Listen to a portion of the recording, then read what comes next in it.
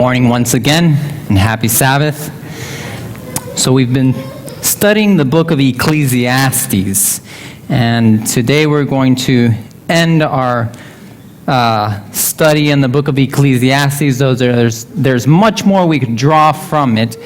But before we get into our Bibles and dig into the Word, I want to ask you a question. How many of you appreciate being treated fairly? Right? I think that's something we all value as human beings. Now, what do you do when you experience, how do you feel when you know that you have been treated unjustly, unfairly, you've been taken advantage? What type of feelings start bubbling up in your heart? Anger. What else? Resentment. These types of feelings start coming up when we are conscious that we have been treated unfairly. Now, I'll just give some small examples, and maybe you can relate to it. Maybe you've experienced this before. One day you're running into town. You have some errands that you have to take care of.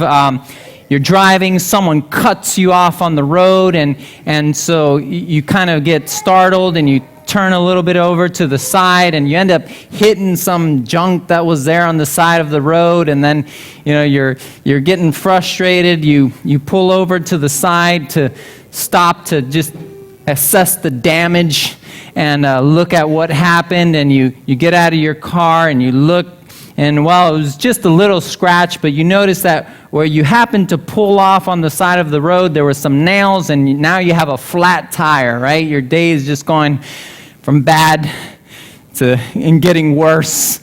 And so you end up taking it to the luckily, there's an auto shop up ahead, not too far away. You take it there. They change your tires. They fix your tire, and then they tell you, your brake pads also need changing, and so you're like, man. And so you do it because it has to be done. You want to stay safe. But by the time you get done and you get back on the road, now your time is running out. You're really behind, and you just happen to, right before you get on the road, this school bus, passes, and you get up behind him. And this school bus, he's going 45 and a 55 mile per hour road, and now you're stuck behind this school bus, and you're like looking at your watch, and you finally make it to the supermarket, and as you're coming in, the clerk ends up closing and locking the doors because it's time to close. But you look at your watch and you're like, hey, there's still 5 minutes left, and they're like, sorry, we're closing. And you start, those feelings of frustration just start bubbling up, and you're like, hey, that's not fair. I still have 5 minutes, but you can't do anything about it. You jump back in your car, you go to another store, and you get the items that you needed. But unfortunately, this other store that you went to, it's a lot more expensive. And when you get home, you end up realizing that the cashier, they charge you twice for some things. So you ended up paying more than what you should have paid for those products. And your mood it's just deteriorating. We don't like to experience being treated unfairly, right? And why does this happen? Being treated unfairly, it violates a basic human need for, feeling respected, autonomy. It's part of our moral makeup.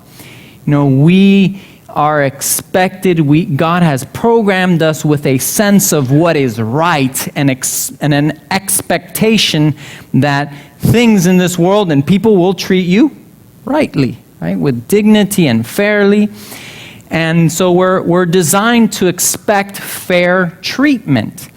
Let me share with you a thought from Psychology Today. Many neuroscientists are using brain scans to study moral decision making, and they have found that basic primary reactions occur when your brain determines that a situation is not fair. And this leads them to the conclusions that your reactions are more instinctive than actually logically driven. So again, what does that mean? That we've been built and programmed this way. You know, when you experience injustice, someone treating you unfairly, you know, you just react. You don't have to think about it logically. You just react to it. And now getting into the book of Ecclesiastes, this is actually one of the realities that the preacher wants us to think about and come to terms with. You know, Solomon, he gives us a sober view of reality in the book of Ecclesiastes of what life under the sun is like. And he recognizes perplexing and unsettling things such as injustice and oppression. Evil people use their power to abuse others with apparent impunity. And this reflects this reality. He wants us to come to terms with it.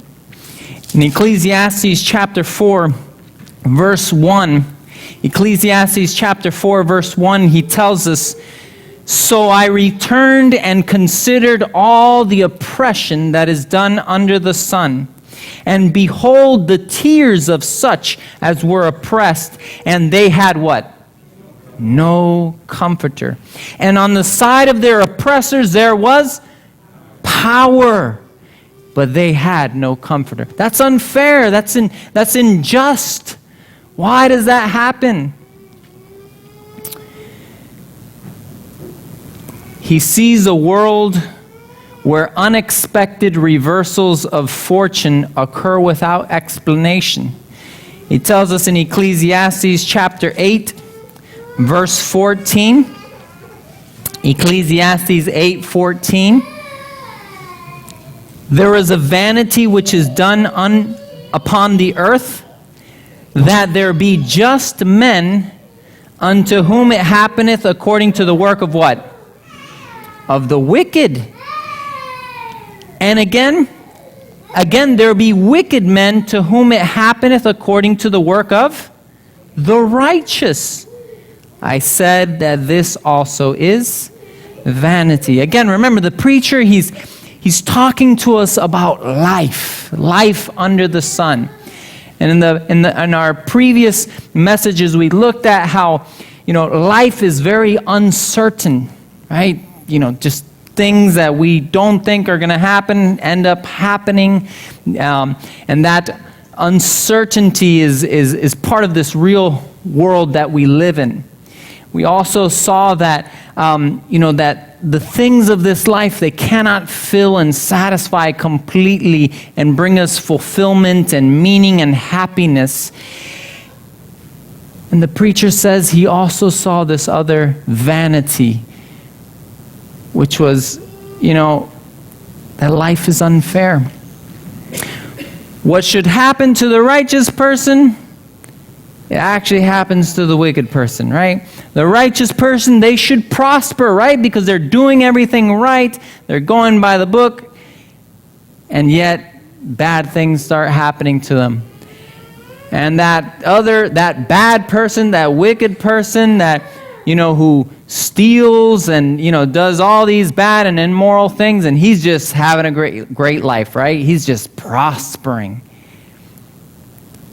Solomon saw this, and he said that this is a reality.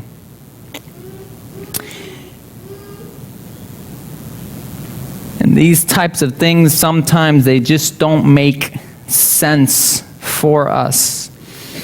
In Ecclesiastes chapter 7, verse 15, Another verse where he reflects on this. He says, all things have I seen in the days of my vanity. There is a just man that perisheth in what? In his righteousness. And there is a wicked man that prolongeth his life in his wickedness. You know, my grandmother, she was, grandmother, she grew up, she was Seventh-day Adventist, lived a good moral life. She never drank in her whole life, and yet, I don't remember the exact age, but somewhere around in her 60s, she dies of liver cancer. All right? And then my grandfather, her second husband, not Adventist, he no regard for health, he just lived his life as he wanted to, and he's still alive. He's prolonging his days here upon the earth. And you say, that's not fair, right? She was doing everything right. She was very health conscious, and she dies. And out of all things, liver cancer, that's what you get for, being an alcoholic. Why? Again, these things they don't make sense for us, but the preacher wants us to come to terms with this. And he wants to tell us that this is a very real part of life under the sun.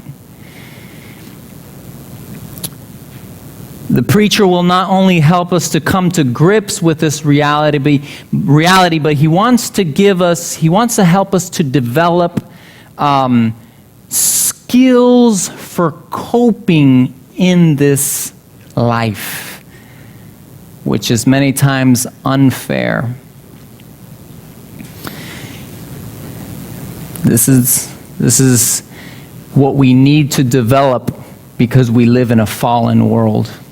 We live in a fallen world where justice doesn't always reign, right? Where people don't always do the right thing, where people take advantage, where the powerful, the rich and powerful oppress the weak and the poor. And so we need to develop skills for coping, for living in this world. And one of the things that the preacher tells us, which is very important to keep in mind, let's go to Ecclesiastes chapter 8.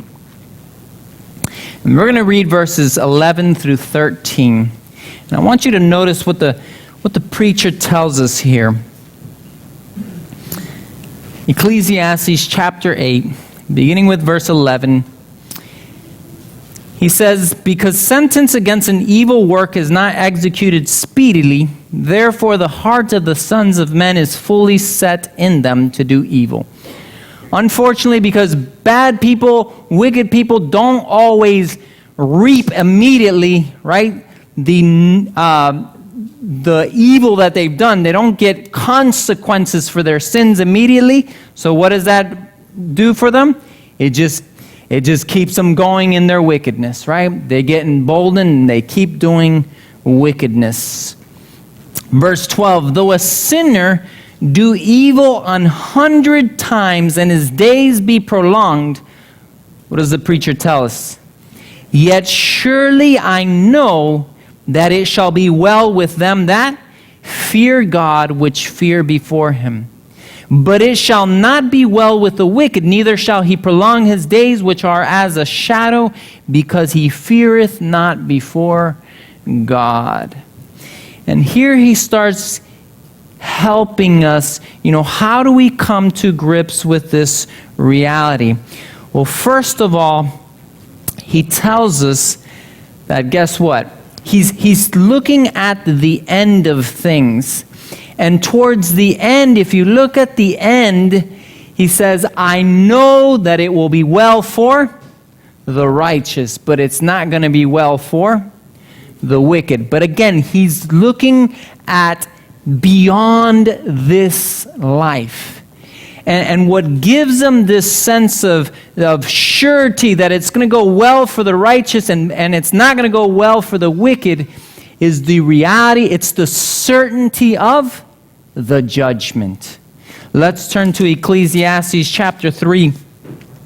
Our scripture reading, Ecclesiastes chapter 3, verses 16 and 17. Notice what Solomon tells us here. And moreover, I saw under the sun the place of judgment, that wickedness was there. And the place of righteousness, that iniquity was there. You know, he saw injustice here on this earth. But notice the next verse, verse 17. I said in mine heart, God shall do what? He shall judge the righteous and the wicked, for there is a time there for every purpose and for every work. And this is in chapter 3, where chapter 3 starts off, verse 1 says, to everything there is a season and a time to every purpose under heaven. And he goes on listing a lot of different activities and seasons of life. A time to be born, a time to die, a time to plant, a time to pluck up that which has been planted.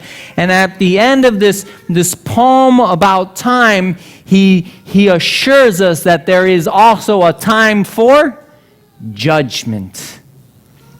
A time for judgment.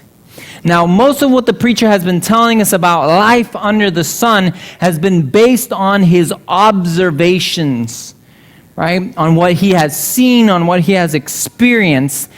But here he moves from observation to revelation. You know, because what observation here on this earth would have given him the surety of the judgment? There's nothing in nature that assures us of a coming judgment. So where is he getting that from? Revelation. And this is a key component to a key skill in coping with life here in a sinful world, is from moving from your observations to God's revelation. If you just focus on what you see, man, you could get very depressed here on this earth. There's a lot of bad, ugly stuff, a lot of unfair things that happen. But when you move to God's revelation, you find answers. You find things that help you to live at peace with the ugly things that we see here on this earth. And this is the skill that the preacher wants us to learn. We need to know that God will deal with evil and injustice. We need to know that you can let it go, right? Because God will deal with it. Maybe not here on this earth, but He will deal with it. Because there is a time for judgment. And you see, the problem, if you don't learn and develop this skill here on this life, then you can become a very bitter person. You can become a person who's always complaining about how life is so unfair and unjust. And again, I've seen it in my own experience. I've seen it in people very close to me. You know, I remember talking with some time ago with a really good friend of mine that we spent a lot of time together, and one day, he called me up, and I was kind of shocked, but he was just wrestling with so many unfair things that he had experienced in his life. And he was kind of blaming God for them, and now he wasn't even sure that he even believed in God because of the injustice that he was seeing.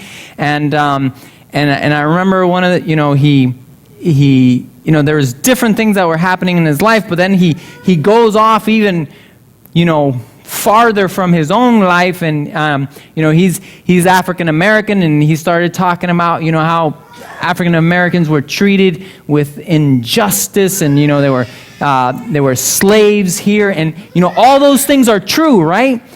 But thinking about them, does it help? No. It was actually making him more. It was making him more bitter. It was making him more bitter as he thought about and gave expression to all those things. Again, in my own family, I have a family member who was sexually abused when she was just a little girl by another family member of mine. And, this was just, she only opened up about this, a few years ago, and it was like a bomb, for the whole family. Because again, they're both people that you've grew up with and you love, and now you hear about this, and it just shook the whole family, and a lot of family members became very bitter. Because of, this is wrong. I mean, you did this to an innocent child, that couldn't defend herself. And, why? Why did this happen? It's hard. It's hard to give answers, in a time like this. But again, the preacher saw that it was important for us to know that in this life where injustice and you experience unfairness and mistreatment and people doing evil things to you or to your family members, and even if nothing happened to that individual here on this earth, God has set a time to bring everything into judgment. There is a time when God is going to make right all the wrongs. And if we embrace this reality, it can help us to, again, live in this world and not be embittered by that reality. Again, how do we deal with this? Reading here from an article, research suggests that forgiveness is critical for mental and physical health in the aftermath of being mistreated. You don't need to excuse the incident, right? You can acknowledge that what was done was not right. You were wronged, but you need to acknowledge that the bad thing they did to you is something that you can live with. Why? Because God will take care of it. And God has already made a provision for you as well, right? Because He has extended His grace to you. He has extended His healing love to you to help you with those realities that you experience, the injustice, the unfairness, being mistreated. It's not right, but it's okay. You can live with it. Why? Because God will take care of it. And another article written by Dr. Rick Hansen titled, "Stay Right When You Are Wronged." He says, "For your own sake, start releasing your anger, your angry or your hurt thoughts and feelings. Stop your mind from obsessing about the past and focus on the present and the future. Turn towards what is going well and be grateful for it. Do things that feel pleasurable." If you don't forgive and move on, your life can become very bitter here on this earth. And actually, we find that a similar counsel here by the preacher. If you go back to Ecclesiastes chapter 8, we can choose not to dwell on the unfair things of life. We can choose not to dwell on the injustice. Again, it doesn't mean you're excusing it. It doesn't mean you're saying it's okay or you're allowing it to continue to happen. but you move on from it. Why? Because it's not healthy for you to keep dwelling on it. Ecclesiastes chapter 8. Again, sometimes it's better to stay healthy than to be right. And just insist on that. Because guess what? Sometimes here on earth, things might not be made right. The wicked might go unpunished. But again, the reality, Revelation tells us that God will deal with it. God will take care of it. Ecclesiastes chapter 8. Again, this is in the context. We've read verse 11 through 13 where Solomon tells us that he knows that it will go well for the righteous in the end. He knows that it's not going to go well for the wicked. In verse 14, he told us that, there's this vanity that happens on the earth. The righteous man, it happens, to him it happens what should happen to the wicked, and to the wicked man it happens what should happen to the righteous. And then the next thing he tells us, verse 15, then I commended what? Mirth. Because a man hath no better thing under the sun than to eat and to drink and to be merry, for that shall abide with him of his labors, of his labor the days of his life, which God giveth him under the sun. You see, again, let it go. And just enjoy the blessings that God has given you to enjoy here on this earth. Again, if you hold on to the past, if you hold on to those wrongs, they can make your life very bitter. And so Solomon says, hey, enjoy what you have, the gifts of God that he's given you here in the present. And not just that, we don't always understand God's workings. We don't always understand his ways and why he allows certain things to happen and why he prevents other things from happening. In the next verse 16, he says, when I applied mine heart to know wisdom and to see the business that is done upon the earth, for also there is that neither day nor night seeth sleep with his eyes, then I beheld all the work of God, that a man cannot do what? He cannot find out the work that is done under the sun, because though a man labor to seek it out, yet he shall not find it. Yeah, farther though a wise man think to know it, yet shall he not be able to find it. There is many things that are just way beyond our human grasp and understanding. Again, the way that God deals with people here on this earth, it's way beyond our understanding. The world is full of things that people can never fully understand or control. And that's why an important part of wisdom, of the skills to cope, is to learn to realize that we don't understand why everything happens here on this earth. But we can trust that there is one who knows why. The why to every situation. The preacher recognizes God's providence over all creation.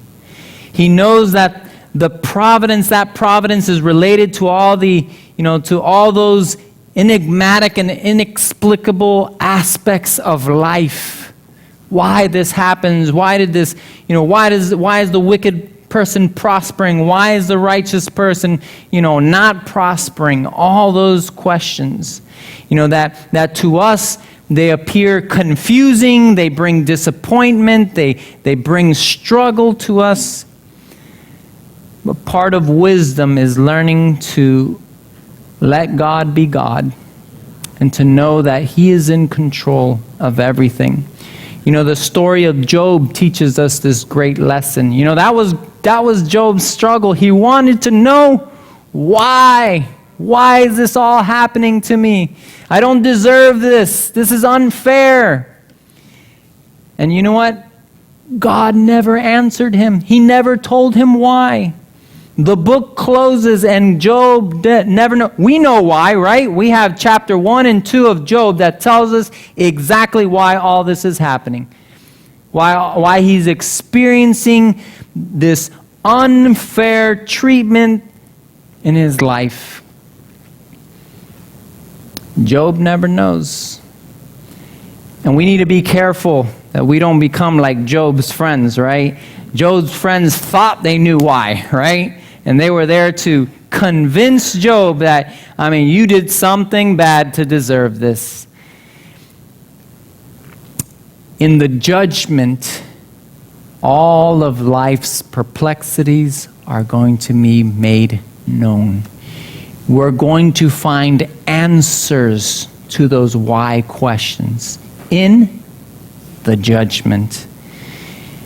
In the book Education, page 305, it tells us all perplexities of life's experience will then be made plain. Where to us have appeared only confusion and disappointment, broken purposes, thwarted plans, will be seen a grand, overruling, victorious purpose, a divine harmony. God was at work in your life, even though you felt like he wasn't.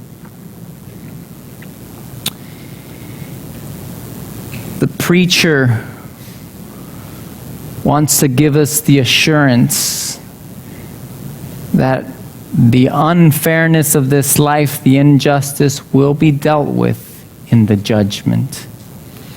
And that's why he calls us, that's why in the conclusion of his book, what does he call us to do?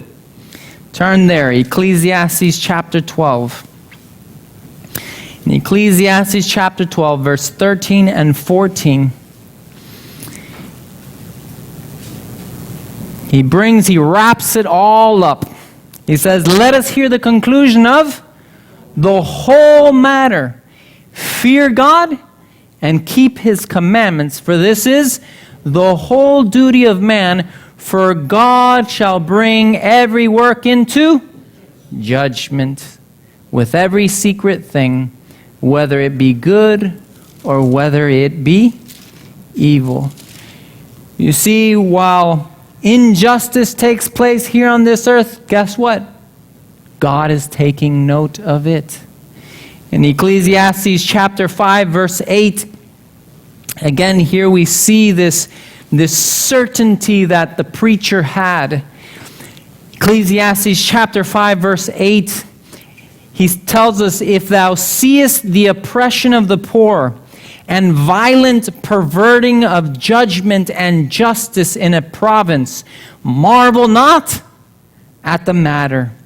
For he that is higher than the highest regardeth, and there be higher than they. If you're a human, you're here on this earth, if you saw it, guess what? God saw it too. If you saw it, if you saw the injustice and the oppression here on this earth, guess what? The one who is higher than anyone here on this earth, he also saw it and he took note of it. And again, in the judgment, God is going to make all wrongs right. God has a way of dealing with these things. But again, it's as we move from what we see and experience here on this earth, and we move to God's revelation, that we find the tools to cope with this reality of earth. And that's why, going back to Ecclesiastes chapter 12, that's why it's so important to live a life in the fear of God. Living a life in the fear of God. And what does that mean to fear God? You know, this phrase, it's pregnant with meaning. But one of the aspects of fearing God is it has to do with faith. You know, when in Genesis chapter 22, we find the story of Abraham. God tests Abraham and he tells him to offer up his son Isaac as a sacrifice. You remember that story? And as he pulls up and he has the knife and he's ready to bring it down upon his son, he hears God speaks to him. And he says, hold it. He says, now I know that you fear God because you haven't withheld from me your only son. You see, it required faith on the part of Abraham to go through with this act. And that's why in the book of Hebrews, if we turn there, in Hebrews chapter 11, he's registered there in the great hall of faith. Hebrews chapter 11, verses 17 through 19. Abraham was a man who feared God, and his fear of God led him to obedience, but that obedience was based on faith, his belief in God, and that God would be faithful to his promises. He knew that he could give up his only son, and yet God would still fulfill his promise of giving him a seed, descendants like the stars of heaven, like the sand of the sea. And here in Hebrews chapter 11, verse 17, by faith Abraham, when he was tried, offered up Isaac, and he that had received the promises offered up his only begotten son, of whom it was said, that in Isaac shall thy seed be called, accounting that God was able to raise him up even from the dead, from whence also he received him in a figure. You see, his faith and belief in God, his fear of God, translated into faith in him and obedience. He could trust God because he had learned, he had learned to trust him, and therefore he could obey him, even when what he was asking was a very hard task. And so with us, and this is, again, this is how the preacher, he sums up his whole conclusion of life. He says, living life here on this earth, the most important thing is to fear God and keep his commandments. Have faith and trust in him and obey him. For this is the whole duty of man.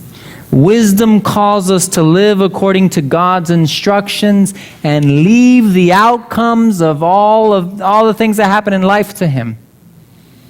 We don't have control of life and the things that happen, but we can trust in God's providence. We can trust that his hand is guiding every one of those events of our life, even the ones that are unfair and unjust. You see, and if you study the life of Joseph, Joseph came to this realization. He was treated unjustly by his brothers. Sold as a slave. And that's after, that was the second option. The first option was, let's kill him, right? Let's get rid of him. And then they thought of a nicer way to get rid of him. Well, we can sell him as a slave. I don't know which one's worse, If you get killed, living a life as a slave was not an easy life. He experienced injustice. He made it to Potiphar's house, and you know what? God was with him. God was blessing him. He was faithfully working, doing his task there as a slave in the house of Potiphar. And guess what? Injustice strikes him again. He gets thrown into prison, right? For a crime that he did not try to, that he committed or attempted to commit. Injustice hits him again. Joseph had a lot of things to be bitter about. But that's not what he chose. He moved on. He could forgive his brothers. He can forgive the people that wronged him in this life. And he could trust that the hand of providence was actually guiding his life. So much that when he finally reveals himself to his brothers, if you turn to Genesis chapter 45, Genesis chapter 45, I want you to notice what he tells his brethren. This is when he finally reveals to them that he is Joseph, their brother, whom they have sold into Egypt. He makes himself known to his brethren. And in verse 5 of Genesis chapter 45, he says, "Now therefore be not" what? "Grieved nor angry with yourselves that ye sold me hither, for" what? "God did send me before you to preserve life." He saw God at work in his life, even through the injustice that he experienced in this life. And he doesn't just say it once. He says it again in verse 7, "And God sent me here before you to preserve you a posterity in the earth." Verse 8, "So now it was not you that sent me thither, but God that hath made me a father to Pharaoh and Lord of all his house." He had no, he wasn't there playing, blaming his brothers for what they did to him. He actually moved beyond his observations, and he moved to what we find in Revelation, that to those who love God, all things work together for good. He knew that the hand of providence was guiding his life, even in those things that were unfair and unjust. And because of that, he could live with peace. He could be a testimony there in Egypt. He didn't allow Satan to embitter his life. He was able to let God shine and use him as a great light in Egypt. This is wisdom, and this is what we need to live on this life under the sun. It calls us to trust in God, trust his providence, trust his hand that he is working to accomplish all things according to his good plan and good purpose. And this is the essence of living wisely here on this earth. As we've seen in the past sermons, life is uncertain. Therefore, we should trust our life in the hands of a certain God. The things of this life is vain. The pleasures of this life, all your accomplishments, they won't give you meaning and satisfaction. Therefore, make God the center of your life. Trust him. Life here on this earth is unfair. It's unjust. Trust God. Trust that he has an overruling purpose in everything that happens in our life. Learn to live life in the fear of God and keeping his commandments. For this is the whole duty of man. And remember, God is going to bring everything into judgment. In the judgment, all the wrongs will be made right. We can rest assured that God is in control. May the Lord bless us.